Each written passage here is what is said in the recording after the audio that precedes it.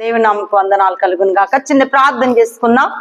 మహాపరిశుద్ధుడు మా గండు నిత్య నివాసి పరలోకపు రాజా, నీకు వందనాలు స్తోత్రములు చెల్లించుంటున్నాను ప్రభువా.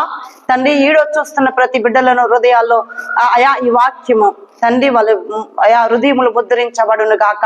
ఈ వాక్యం వింటున్న వారందరూ హృదయాలు కదిలింపబడును గాక.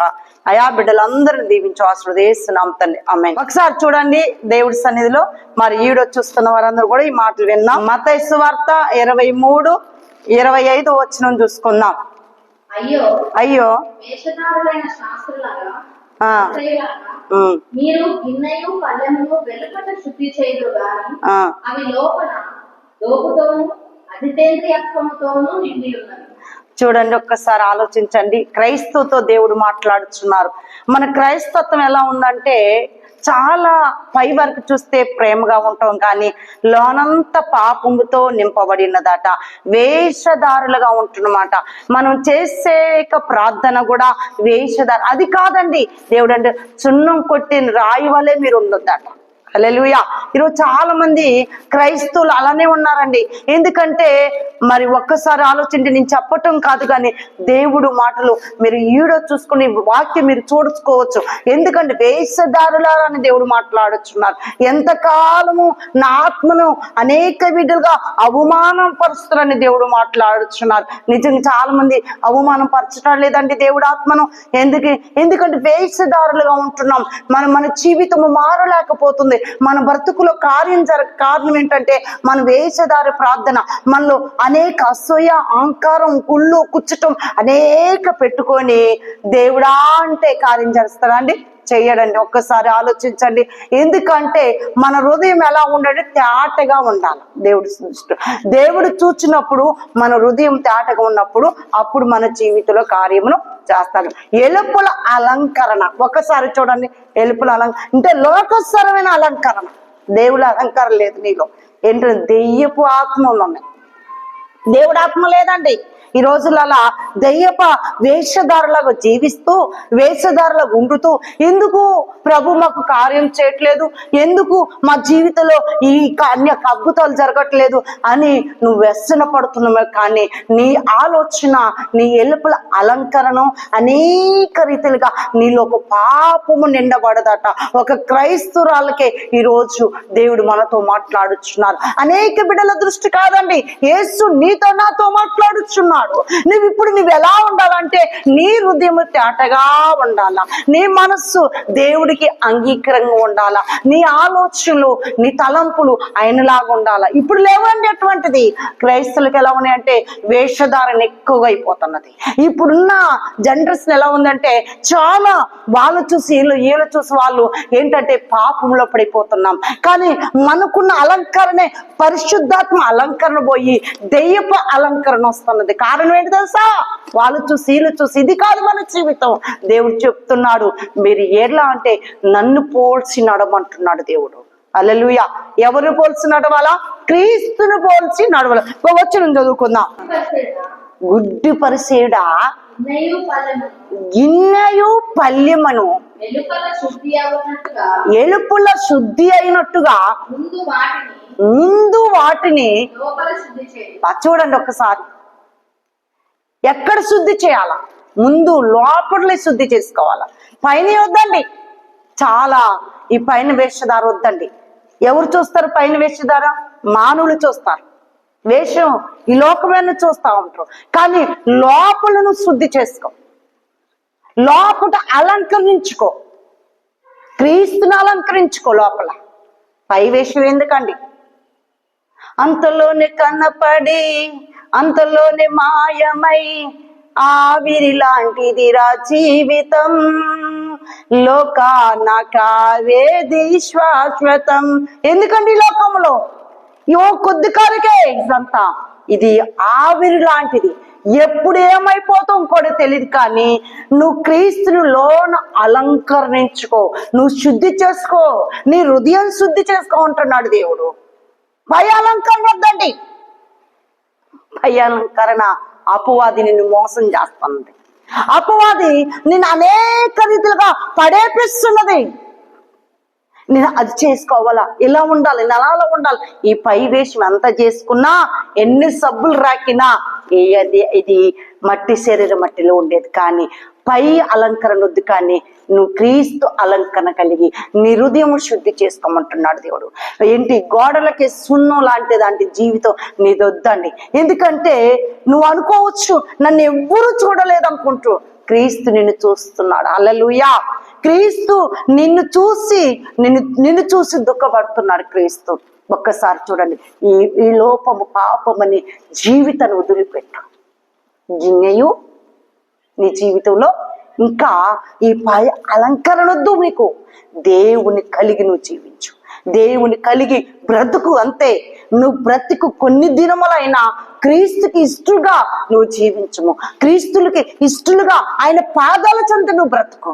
ఎందుకంటే ఈ లోకములో ఆవిరి లాంటి జీవితం, ఎప్పుడు ఏమైపోతుందో ఈ జీవితాలు, ఎక్కడ ఏమైతుందో తెలియదు, క్షణం పట్టు ఏం జరుగుతుందో తెలియదు. కానీ ఈ లోపల అటువంటి జీవితం నీకెందుకండి? ఈరోజు పై అలంకరణ కానీ నీ హృదయాన్ని శుద్ధీకరించుకో. నీ హృదయం ఎప్పుడైతే శుద్ధీకరంగా ఉంటో అప్పుడు క్రీస్తు నీలో ఉంటాడు. ఈ లోకమనే పాపమనే జీవితం నిన్ను విడిచిపోతా ఉండదు. క్రీస్తు నిన్ను వెంబడిస్తే, క్రీస్తు నీలో ఉంటే ఇంకా పాపం నీలో ఆలోచన రాదు. ఇక ఇప్పుడు అనేక క్రైస్తవులు ఈరోజు దేవుడికి ఆయస్కరంగా జీవిస్తున్నారు. ఈ పరిస్థితులు బట్టి, ఈ కల్చర్ను బట్టి చాలా మంది పాడైపోతున్నారు. దేవుడు ఆత్మ కలిగి, దేవుడు మంచి అభిషేకం కలిగి, దేవుడితో చక్కగా మాట్లాడుతూ భాషలతో అన్ని విధాలుగా చక్కగా మేలు చూసిన వాళ్ళే కొన్ని అపవాదం ఏం చేస్తుంది తెలుసా? నిన్ను పడేపిస్తున్నది. దేనివల్ల? ఈ లోకము చద్దమైన అలంకరణ వల్ల. నువ్వు లోపల శుద్ధి చేసుకోవాలా. నువ్వు లోపల శుద్ధి చేసుకోగా పైన ఎంత శుద్ధి చేసుకున్నా అప్పుడు క్రీస్తు నీలో నిలిచడండి. హల్లెలూయా. దేవుడికి స్తోత్రం. ఈరోజు నీ పరిస్థితి ఏమైందో ఒక్కసారి ఆలోచించుకో. ఈరోజు ఒక క్రైస్తవుడు దేనికి ఆశించుతున్నాడు తెలుసా? ఆత్మీయ జీవితం కాదు, ఆత్మీయ బ్రతుకును ఆలోచించట్లేదు. ఏం సంపాదించుదామా, ఏం తిందామా, ఏమి తాగుదామా, ఏం ధరించుకుందామా అని ఇదే ఆలోచన. ఏ కుమారుడు చూసినా, కుమార్తె చూసినా దేవుడు భయం లేదండి చాలా మందికి.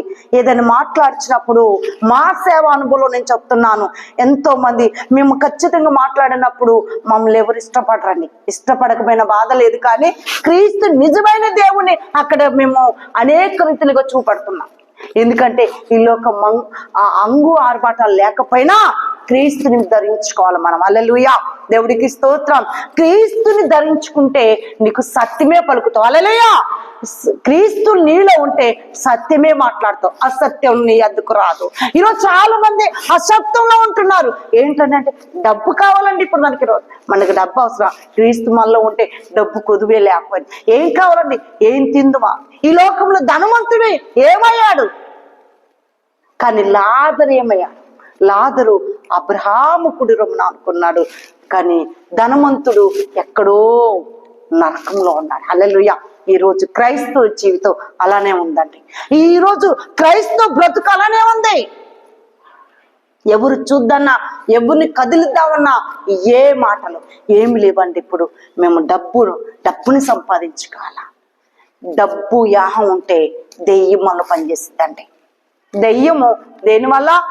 యవనస్తులు తప్పగా తొట్టిల్లుతానని దేవుడు మాట్లాడుచుండు. దేనివల్ల తెలుసా? డబ్బు.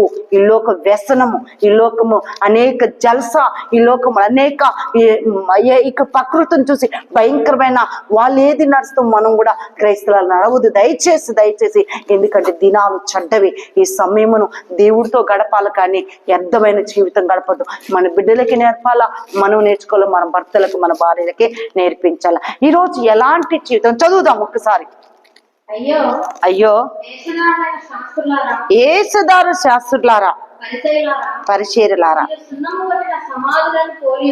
చూడండి ఒక్కసారి ఆలోచించండి. అవి వెలుపల శృంగారంగా అవపడను గాని లోపల చచ్చిన వారి ఎముకలతోనూ సమస్త కల్మషముతోనూ నిండి ఉన్నది. చూడండి, చచ్చిపోయిన ఎముకలు కంపు. ఈరోజు జీవితాలు ఏమైతున్నాయి? అలాగే మీరు వెలుపల మనుషులకు నీతిమంతులుగా కనబడుచున్నారు గాని ఆ నీతిమంతులుగా నవ్వుపడుచున్నారు గాని ఆ లోపల వేషధారణతోనూ అక్రమముతోనూ నిండి ఉన్నారు. చూడండి ఒక్కసారి, మనుషులకి మంచిగా కనిపిస్తున్నాం కానీ దేవుడి దృష్టికి అక్రమగా సున్నం కొట్టి సమాధుల్లాగా మన జీవితాలు లేరండి. ఉన్నారు, చాలా మంది ఉన్నారు. పై వారికి చూస్తే భక్తి పరులని కనిపిస్తా ఉంటాము. వేషధారులారా, ఎంతకాలం నన్ను మోసం చేస్తారని దేవుడు మాట్లాడుతున్నారు. ఆ చచ్చిపోయిన ఎముకలు భయంకరమైన. ఈరోజు నీ జీవితం నా జీవితం అలానే ఉన్నది. పై వేషముకు చాలా అలంకరణగా కనపడతాను, దేవుడి దృష్టికేమో పాపం చేసినట్టు ఉంటున్నాం. భక్తిగా కనిపిస్తున్నాం. ఏంటండి నీ భక్తి? నా భక్తి ఎవరు చూస్తున్నారు? మనుషులు చూస్తున్నారు భక్తి. దేవుడు చుట్టాలేదు మన భక్తి. పై అలంకరణ. ఈ అలంకరణ ఎప్పుడు పోతుందంటే, నువ్వు నిజమైన దేవుడు సన్నిధిలో నువ్వు ఉంటే ఖచ్చితంగా ఈ పిచ్చి ఈ లోక అలంకరణ పోయి దేవుడి అలంకరణ వచ్చేసింది. ఎప్పుడు? ఈ వేషధారణ, ఈ పాపపు జీవితం, ఈ చున్నం కొట్టే ఈ పాప బతుకు. కానీ ఇది కాదు మన బ్రతుకు. వేషధారులారా, ఎంతకాలం మోసం చేద్దరు. ఈరోజు నీ జీవితం నా జీవితం యేసును పోల్చి నడవాలా, లోపల అలంకరణ కావాలా. మోసం చేయొద్దండి, దయచేసి మోసం చేయొద్దు. దేవుడు అక్కడ పిలుస్తున్నారు. నీవు ఎలా ఉంటున్నావు? నీ ఆలోచన ఎలా ఉంటుంది? తలంపులు ఎలా ఉంటున్నాయి? ఎంతకాలం నువ్వు మోసం చేస్తావు దేవుడిని? సున్నం కొట్టి సమాధుల్లాగా ఉంటున్నావా? ఎంతకాలం దేవుడిని అవమానపరిచేవారుగా ఉన్నాం. ఇంకా దేవుడి సన్నిధిలో చాలా వినేత కలిగి ఉండాలి. నిన్నెవరు చూడలేదు, నన్ను ఎవరు చూడలేదు అనుకుంటున్నావా? దేవుడు నిన్ను చూస్తున్నారు. ఆయన గుడ్డివాడు కాదండి. అన్ని నేత్రాలు కలిగిన దేవుడు మన దేవుడు. నువ్వేం చేస్తున్నావు ఆయనకు తెలుసు. నువ్వు ఎలా ఉంటానో ఆయనకు తెలుసు. నీ తలంపు ఎలా ఉంటుందో నీకు తెలుసు దేవుడికి. కానీ నువ్వెవ్వరు చూడలేదనుకో, సున్నం కుట్టి సమాధుల వల్ల నువ్వు ఉండొద్దు. పాపం అనే జీవితం నీలో ఉండొద్దు. లోపట అలంకరించు, కానీ పై అలంకరణ, వేషధారణ అలంకరణ దేవుని మోసం చేసి నువ్వు బ్రతకొద్దు. ఎంతకాలం బ్రతుకుతావు దేవుని మోసం చేసి? ఎంతకాలం జీవిస్తావు? దేవుడి సన్నిధిలో మీరున్నట్టయితే దేవుడు గొప్ప కార్యం చేస్తాడు. మీరు తలలో ఉంచుకున్న చిన్న ప్రార్థన చేస్తున్నా. మహాపరిశుద్ధుడు, మా గరుడు, నిత్య నివాసి, పరలోక ప్రజ, నీకు వందనాలు యేసయ్యా. ఇదిగో ఈ సమయంలో మత్తయి సువార్త 23:25 మాట్లాడిన మాటలయ్యా, వాళ్ళ జీవితాల్లో ప్రభా అయా బయట అలంకరణ కదే లోపల అలంకారం శుద్ధికి కుళ్ళు కుచ్చుటం అనేక రీతిగా తీసివేసి నీ బిడ్డగా నీ పాత్రకు వాడుకొని ఎంతమంది ఈడొచ్చి వస్తాను, వాళ్ళ హృదయాలు కదిలింపబడును గాక, వాళ్ళ హృదయాలు స్పందించగడు గాక, భయం పుట్టును గాక. తండ్రి సహాయం చేయి. బిడ్డలు ఎన్నో స్వస్థత శీఘ్రం వాళ్ళు కలుగును గాక. బిడ్డలందరూ దీవించు, ఆశీర్వదించి ఈరోజు చూస్తున్న ప్రతి వారు ఎక్కడ నాయన చేయకుండా ప్రభ చూసుటకు దయచేసి సహాయం చేయండి. దీవించి ఆశ్రయిస్తున్నాం. ఆమేన్.